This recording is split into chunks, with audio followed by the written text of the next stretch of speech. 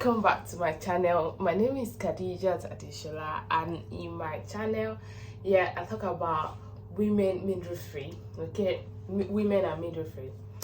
It's been a while I posted, so I just need to quickly do this video because I needed to explain the situation, to be sincere.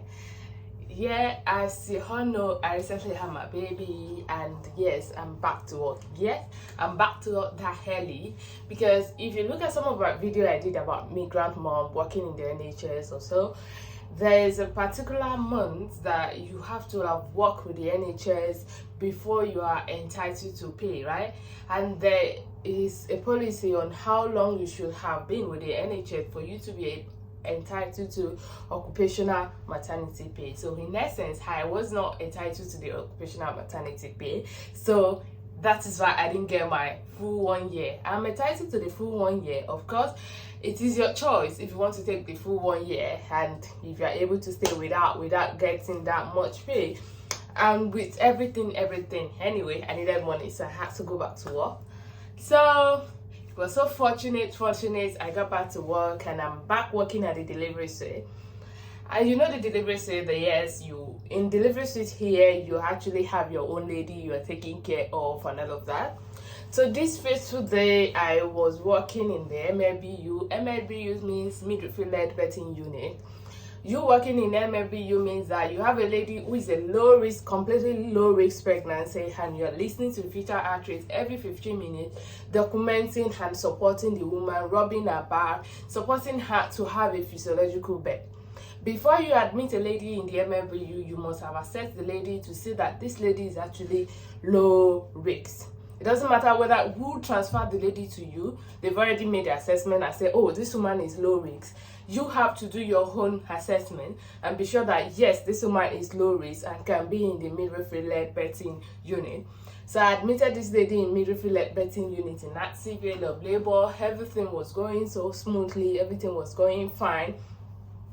Then assessed 4 hours after the previous examination, he was just 1 centimeter dilatation different, which shows that, oh, something is going on. I found the senior midwife and she agreed, okay, she has strom as well. And the senior midwife agreed we'll reassess her in 2 hours just to rule out what's really going on and to like, okay, plus or minus, maybe oxytocin. But this woman is actually contracting, so 3 in 10, there was no really reason for oxytocin. We just need to reassess her. This woman in labor has been mobilizing, everything has been fine, to be sincere. So what happened next? During the examination, get what? Oh my god. Of course, I was examining and applied the code. Ooh. Yes, the code. Yes, the code. And that was a case of cord prolapse. Cord prolapse, really, we used to talk about it, this and that. Yeah, this is not my first experience. The first experience was back in Nigeria, and unfortunately, the baby did not make it back in Nigeria. Yeah, I did some things wrong back then. I think after the examination, I removed my hand to start listening to the fetal heart rate, and unfortunately, the fetal heart rate never recovers.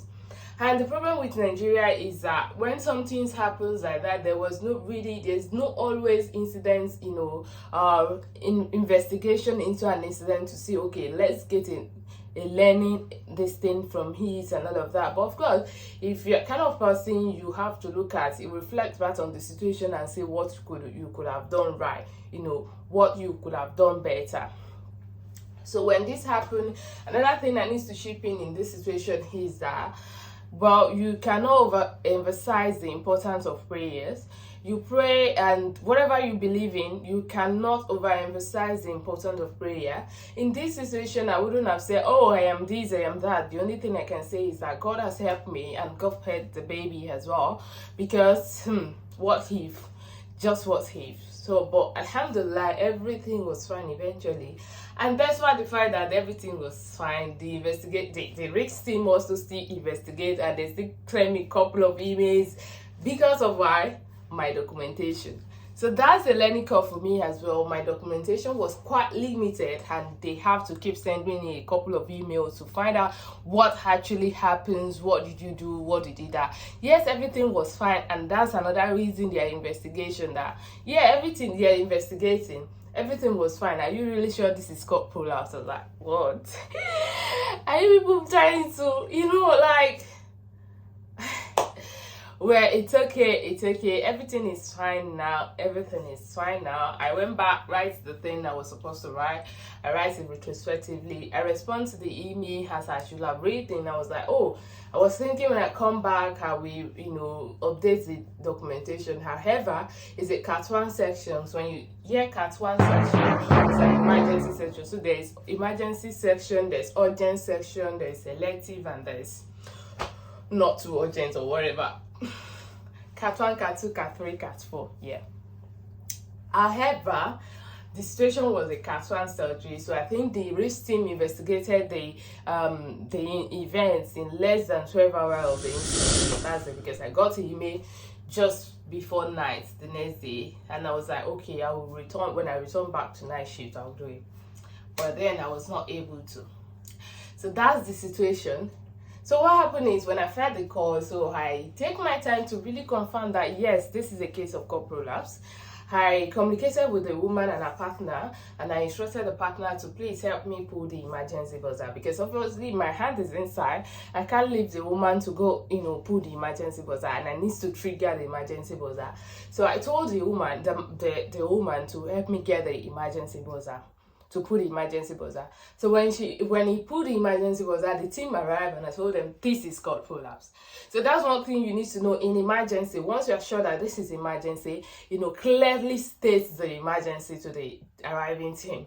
Don't say I think, just clearly state the emergency to the team. So that's one thing I did better as well. I clearly state, okay, this is called prolapse, and everybody was okay, to the theater. So my hand was inside there. They moved me on the bed, so I had to stay on the bed with the woman, okay, and then we moved to the theater. On getting to the theater, the obstetric team, everybody was already there. The anesthetic, then they had to give a GA just because they need to quickly get their baby. On getting to the theater, then they established FHR. So we didn't stay inside the room to check for the FHR. They established FHR in the theater, and they put her on CTG. CTG herself for just like 4 minutes because they need to start cleaning, and the surgery commenced, and baby was housed within 16 minutes.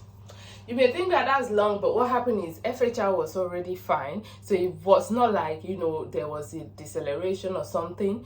The FHR was okay, and I was also relieving the cord. So baby come out after 16 minutes of diagnosis, and there was, Apgar score was 9-10, and the cord blood was also fine. So I was happy, and I did not see reason to, I do not remember to enter a note retrospectively of the incident.